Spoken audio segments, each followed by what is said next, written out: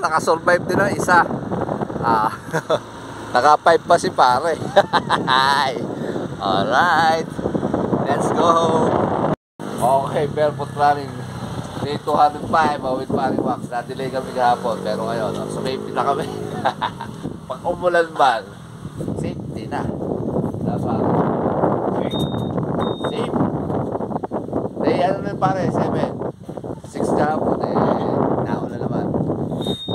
That's your call. Ayun ay araw. Di pa luluwag. Wala niya, makakataos kami ni pare. Okay, mga kilometers. Inulaan namin yung oras kanina. Sabi ko 8:23. Alam mo, 8:22. Isang butas! 8 minutes and 22 per kilometer. Ang pace natin, ang calories burn natin ay 90 kilocalories burn. Alright? Pwede naman tayo maghula. Okay, 2 kilometers.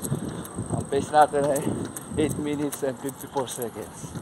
Ang calories burn natin ay 174 kilocalories burn. Huwag sana umulan. Naulan na yung araw eh. Ayun na naman. Ayun na naman ang fondo ng ulan. Ayan. Grabe yan. Okay, 3 kilometers. Okay, ang pace natin ay 9 minutes and 15 seconds. Ang calories burn natin ay 270 kilocalories burn. Makakatagpas na ulit si pare. Okay, 4 kilometers. Last one na si pare. Ang pace natin ay 9 minutes. Ayun. Ang calories burn natin ay 324 kilocalories. Ano pare? Goods! Okay, ano? Pinagbigyan tayo ng panahon ngayon. Okay, 5 kilometers na. Naka 5 ulit na si pare.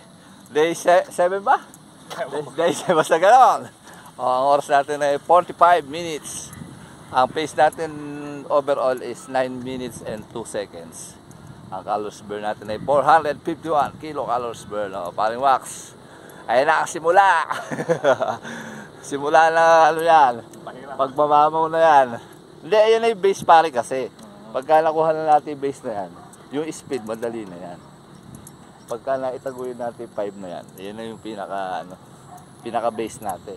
Hanggang sa magdagdag ka na lang magdagdag ulit yan. Okay? That's all for today. Nakasurvive din ang isa. Naka-5 pa si pare. Alright, let's go.